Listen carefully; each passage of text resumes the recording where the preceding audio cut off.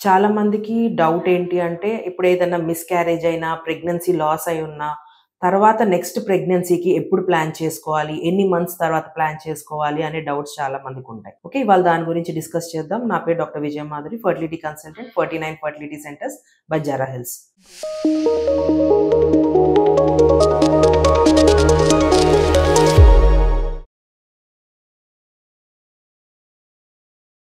మామూలుగా early miscarriages అని, late miscarriages అని 2 టైప్స్ ఆఫ్ మిస్‌క్యారేజెస్ ఉంటాయి. సో, ఎర్లీ మిస్‌క్యారేజెస్ అంటే లైక్ అప్రాక్సిమేట్ 6-7 వీక్స్ కన్నా తక్కువ అయ్యేవి ఎర్లీ మిస్‌క్యారేజెస్ అన్నమాట.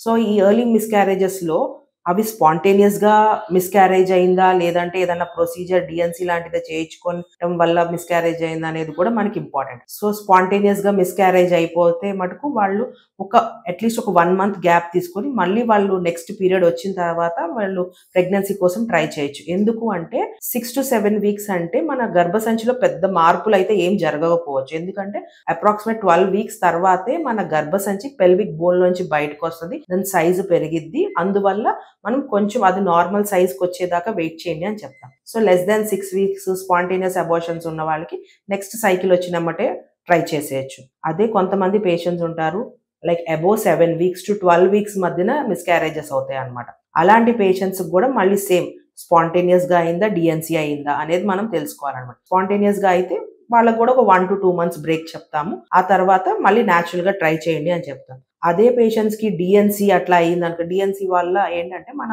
ఇంటర్నల్ ఎండోమెట్రియం అదంతా కూడా మనం స్క్రేప్ చేస్తాం. కొంచెం యూట్రస్ పెరిగిద్ది.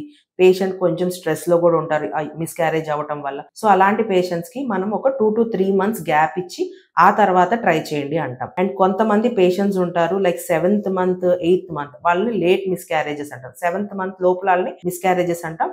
7th మంత్ తర్వాత అంటే 8 మంత్స్‌లో ఏదన్నా డెలివరీలు అయ్యి బేబీలు చనిపోవటం అట్లా అయితే ఐయూడీస్ అంటాం అన్నమాట. ఇంట్రాయూట్రైన్ డిమైజ్ అంటాం బేబీస్‌ని. లేదంటే పుట్టిన తర్వాత కూడా బేబీస్ చనిపోవచ్చు. ఇట్లాగా అయిన పేషెంట్స్‌లో మళ్ళీ వాళ్ళల్లో నార్మల్ డెలివరీ అయిందా? వాళ్ళకి సిజేరియన్ అయిందా? అనేది చెక్ చేసుకోవాలన్నమాట.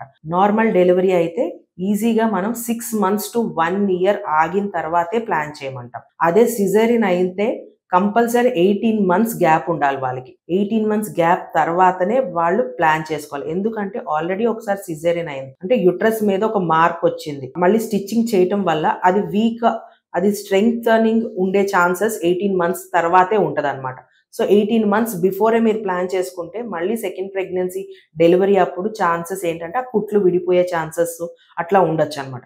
సో, ఇట్లా బేబీ చనిపోవటము ఇట్లా అయిన వాళ్ళు అంటే ఆఫ్టర్ 7-8 మంత్స్ తర్వాత బేబీ చనిపోయి సిజేరియన్ అయిన వాళ్ళు కంపల్సరీ 18 మంత్స్ గ్యాప్ తీసుకున్న తర్వాతే నెక్స్ట్ ప్రెగ్నెన్సీకి ప్లాన్ చేయాలి. అదే నార్మల్ డెలివరీ అయినాళ్ళు మోస్ట్‌లీ ఒక 1 ఇయర్‌కి ప్లాన్ చేసుకోవచ్చు. దానికి మించి ఎక్కువ ఆగాల్సిన అవసరం లేదు. ఎందుకంటే స్కార్ ఏది ఉండదు. అండ్ వితిన్ 45 డేస్ మన గర్భసంచి నార్మల్ స్టేజ్‌కొస్తది. అండ్ దాని ద్వారా మనకి ప్రెగ్నెన్సీ వచ్చే ఛాన్సెస్ కూడా బెటర్ గానే ఉంటాయి. అంటిల్ అన్లెస్ ఇంకేదన్నా ప్రాబ్లమ్స్ ఉంటే తప్పించి. సో, ఇట్లా ఈ మళ్ళీ ప్రెగ్నెన్సీ కోసం ఎప్పుడు ప్లాన్ చేయాలి మిస్‌క్యారేజ్ అయిన తర్వాత వీటి మీద మీకు ఇంకా ఏమైనా డౌట్స్ ఉంటే ఫర్దర్‌గా మీరు మా 49 ఫెర్టిలిటీ సెంటర్స్‌కి రావచ్చు. మీకు క్లియర్‌గా డౌట్స్ ఎక్స్‌ప్లెయిన్ చేస్తాం. Thank you.